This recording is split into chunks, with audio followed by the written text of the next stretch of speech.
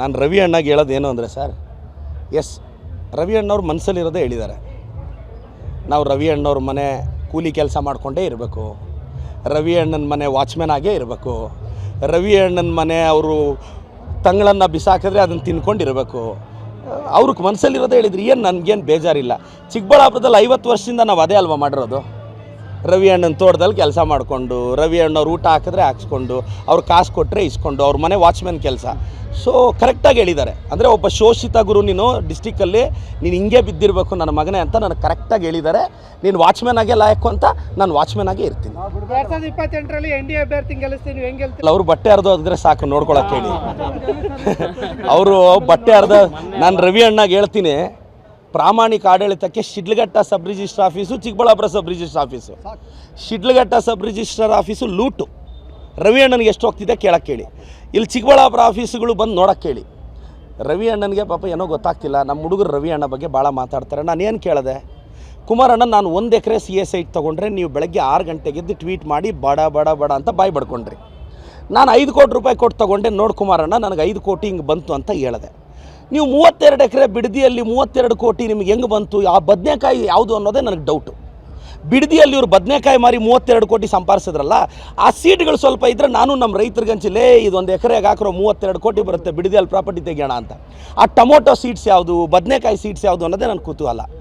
ಯಾವ ಬದನೆಕಾಯಿ ಯಾವ ಟೊಮೊಟೊ ಮಾರಿ 32 ಕೋಟಿ ದುಡಿದ್ರಿ ಕುಮಾರಣ್ಣ? ಮತ್ತು ವಾಚು ನೆನ್ನೆ ನಾನು ಆರೋಪ ಮಾಡಿದ ತಕ್ಷಣ ಬ್ಲ್ಯಾಕ್ ಆ್ಯಂಡ್ ವೈಟ್ ಕಟ್ಕೊಂಬಂದುಬಿಟ್ರೆ ಕುಮಾರಣ್ಣ, ನೀವೀಗ ಯೂಟ್ಯೂಬಲ್ಲಿ ಹೋಗಿ ಕುಮಾರಣ್ಣ CM ಆಗಿರೋ ವಿಡಿಯೋ 4 ನೋಡಿ, ನಿಮ್ಗೆ 4ರಲ್ಲಿ 8 ವಾಚ್ ಕಾಣಿಸುತ್ತೆ. ನೀವೇ ಪಟ್ಟಿ ಮಾಡ್ಕೊಳ್ರಪ್ಪ, ಸ್ಕ್ರೀನ್ಶಾಟ್ ಹೊಡ್ಕೊಳ್ಳಿ. ನಾನು 62 ಸ್ಕ್ರೀನ್ಶಾಟ್ ಹೊಡೆದ ಮೇಲೇ ಪ್ರೆಸ್ ಮೀಟ್ ಮಾಡಿದ್ದು. ನನ್ನ ಹತ್ರ 62 ಫೋಟೋನೂ ಇದೆ ಕುಮಾರಣ್ಣಂದು, ಅವರು ನೀಟಾಗಿ ವಾಚ್ ಕಟ್ಟಿರೋದು. ಕುಮಾರಣ್ಣ ನೀವು ನಮ್ಮ ಮೇಲೆ ಅಲಿಗೇಷನ್ ಮಾಡುವಾಗ ನಿಮ್ಮ ಮೇಲೆ ನಾವು ಅಲಿಗೇಟ್ ಮಾಡಿದ್ರು ತಟ್ಕೋಬೇಕಲ್ಲ. ನೀವು ನಾನೊಂದು 1 ಎಕರೆ CA ಸೈಟ್ ತೊಗೊಂಡ್ರೆ ಓ ನಿಮ್ಮ IT ಟೀಮು ಇಲ್ಲಿ ನಿಮ್ಮ ರವಿ ಅಣ್ಣ. ಸರ್ ಇನ್ನೊಂದೇ ಹೇಳ್ತಾ ಇದ್ದೀನಿ, ರವಿ ಅಣ್ಣ ನೀನು ವೆಲ್ ವಿಷರ್, ಬೇಜಾರಾಗಬೇಡ. JDS ಶಾಸಕರು ಕ್ರ್ಯಾಶ್ ಔಟ್ ಹಾಕಿದ್ರಲ್ಲ, ರವಿಯವರು ಕ್ರ್ಯಾಶ್ ಔಟ್ ಹಾಕಿದ್ದಾರೆ ಅನ್ನೋದು ನನ್ನ ಸಂದೇಹ. ಎಕ್ಸಾಂಪಲ್ ಹೇಳ, JDS MLAಗಳಿಗಿಂತ ಅವರೊಂದು 50 ಕೋಟಿ ಎಕ್ಸ್ಟ್ರಾ ಎತ್ಕೊಂಡ್ಬಂದ್ಬಿಟ್ಟಿದ್ದಾರೆ ನಮ್ಮ ಗೌರ್ಮೆಂಟಲ್ಲಿ. ನೀನು ಹೆಂಗೆ ತಂದೆ? ನಿಜವಾಗ್ಲೂ ನೀನು ಕ್ರ್ಯಾಶ್ ಔಟ್ ಹಾಕಿಲ್ಲ ಅಂದರೆ ನೀನು ಪ್ರಮಾಣ ಮಾಡಿ ಒಪ್ಕೊಂಡ್ಬಿಡ್ರಿ ರವಿ ಅಣ್ಣ. ನನಗೆ ನಂಬಿಕೆ ಇದೆ. ಇವತ್ತು ಸತ್ಯಶೋಧನಾ ವರದಿ ಕೊಟ್ಟಿದ್ದಾರೆ. ಕುಮಾರಣ್ಣ ರವಿ ಅಣ್ಣನ ನಂಬೇಡ, ಖತರ್ನಾಕಿದ್ದಾನೆ. ನೋಡಿ NDA MP ಬೈತಾನೆ, ನಮ್ಮನ್ನು ಹೊಗಳ್ತಾನೆ.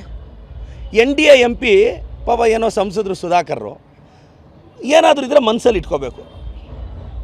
ಅವ್ರನ್ನ ಬೈತಾರೆ, ನನ್ನನ್ನು ಹೊಗಳ್ತಾರೆ, ನಮ್ಮ ಮಿನಿಸ್ಟ್ರನ್ನ ಹೊಗಳ್ತಾರೆ. ಇದನ್ನೇ ಬಕೆಟ್ ಹಿಡಿಯೋದು ಅನ್ನೋದು. ರವಿ ಅಣ್ಣ ಕ್ರ್ಯಾಶ್ ಔಟ್ ಹಾಕಿದ್ದಾರೆ ಅಂತ ಬೆಂಗಳೂರಿನ ಪತ್ರಕರ್ತರು ಮಾತಾಡ್ತಾರೆ. ಕುಮಾರಣ್ಣ ರವಿ ಅಣ್ಣ ಕಾಂಗ್ರೆಸ್ಸಲ್ಲಿ ಟಿಕೆಟ್ ತೊಗೊಂಡು ಶಿಡ್ಲಘಟ್ಟಕ್ಕೆ ನಿಲ್ಲಬೇಕು ಅನ್ನೋ ಆಲೋಚನೆ ಇದೆಯಂತೆ, ಮಾತುಕತೆ ಆಗಿದೆಯಂತೆ, ಹಿಂಗೆಲ್ಲ ನಡೀತಾ ಇದೆ ಚರ್ಚೆ. ನನಗೆ ಗೊತ್ತಿಲ್ಲ. ಮತ್ತು ಕ್ರ್ಯಾಶ್ ಔಟ್ ಹಾಕಿದ್ರು ಅಂತ ಕ್ಷಮಿಸ್ಬಿಟ್ಟು ರವಿ ಅಣ್ಣ, ನಾನು ಮನಸ್ಸಲ್ಲೇನೂ ಇಟ್ಕೊಳ್ಳಲ್ಲ ಅಷ್ಟೇ.